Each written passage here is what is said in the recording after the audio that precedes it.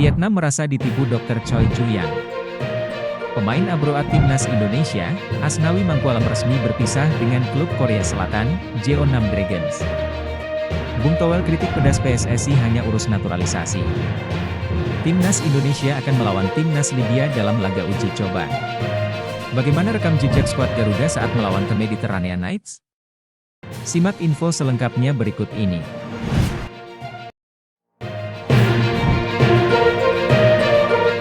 Bergabungnya Choi Ju-yang ke Timnas Indonesia ternyata menjadi pukulan telak bagi Vietnam yang merasa ditipu dokter asal Korea Selatan itu. Vietnam memiliki kenangan manis bersama Choi Ju-yang semenjak keduanya menjalin kerja sama pada 2019.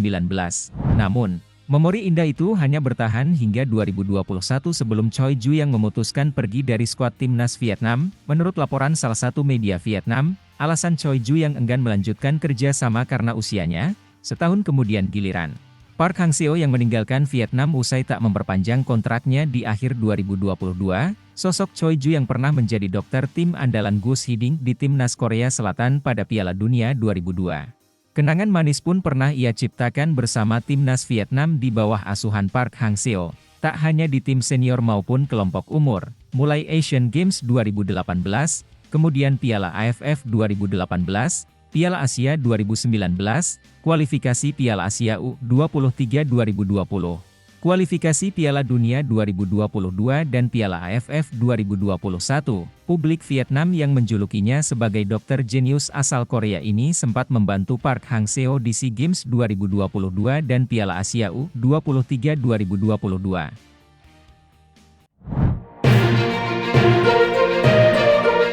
Asnawi Mangkualam pun mengucapkan salam perpisahan setelah kontraknya bersama Jeonnam Dragons berakhir.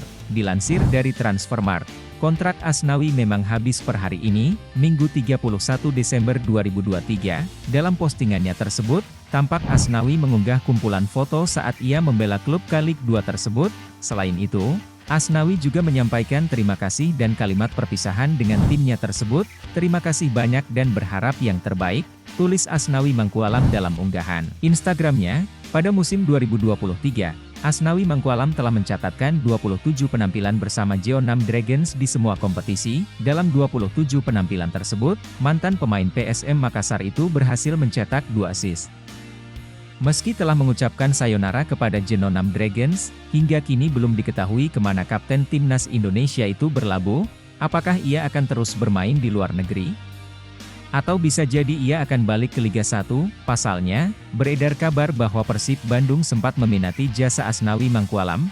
Kini, Asnawi Mangkualam sedang menjalani TC bersama Timnas Indonesia di Turki. Adapun TC tersebut persiapan untuk berkompetisi di Piala Asia 2023. Di Piala Asia 2023, Timnas Indonesia bakal bersaing di grup D bersama Jepang, Irak, dan Vietnam. Diharapkan Asnawi Mangkualam dapat tampil moncer saat membela Garuda di Piala Asia 2023 nanti, sehingga akan membuat banyak klub luar negeri yang berminat untuk mendatangkannya.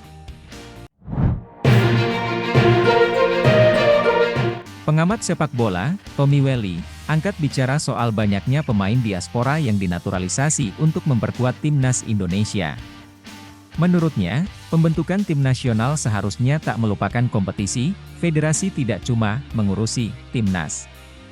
Federasi juga ada kompetisi, football development, penegakan hukum, internasional, dan lain-lain, kata Tommy Welly, dalam siniar di kanal Arya Sinulinga, salah seorang anggota Exco PSSI. Kalau timnas berdiri sendiri dan melupakan kompetisi, akan menjadi bumerang bagi federasi, sambungnya. Lebih lanjut, Toel, sapaan karib Tommy Welly, mengaku yakin bahwa PSSI bisa memenuhi jika pelatih timnas Indonesia, Shin Tae-yong, meminta disediakan pemain-pemain berdarah Indonesia dengan grade A.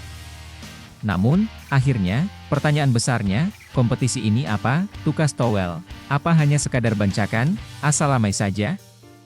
Atau sekadar main-main saja? Ia menambahkan, Toel sendiri merespons banyaknya pemain diaspora yang dinaturalisasi untuk bisa memperkuat timnas Indonesia.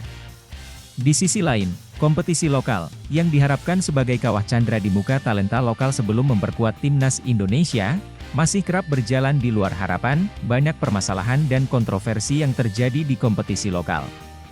Namun, masalah-masalah ini seakan tertutupi dengan gemebiar kedatangan pemain-pemain naturalisasi.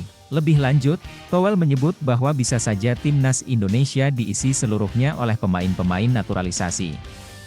Namun, jika ini yang terjadi, kualitas kompetisi akan menjadi pertanyaan besar.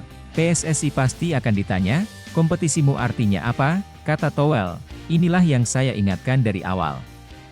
Karena saya pernah di federasi, saya bicara bukan sebagai orang luar saja, ia menandaskan. Indonesia versus Libya digelar dalam persiapan menuju Piala Asia 2023. Tim asuhan Shin Tae-yong akan menghadapi Libya 2 kali di Titanic Mardan Stadium pada 2 Januari 2024 dan 5 Januari 2024. Dalam catatan RSSSF, Indonesia pernah menelan kekalahan telak dari Libya. Momen itu terjadi di Merdeka Turnamen 1977 di Kuala Lumpur. Tim Merah Putih kalah 0-4, Libya dan Indonesia sebenarnya pernah sekali lagi berhadapan. Pada 2008, Indonesia melawan Libya di Piala Kemerdekaan, bertanding di Stadion Gelora Bung Karno, Jakarta.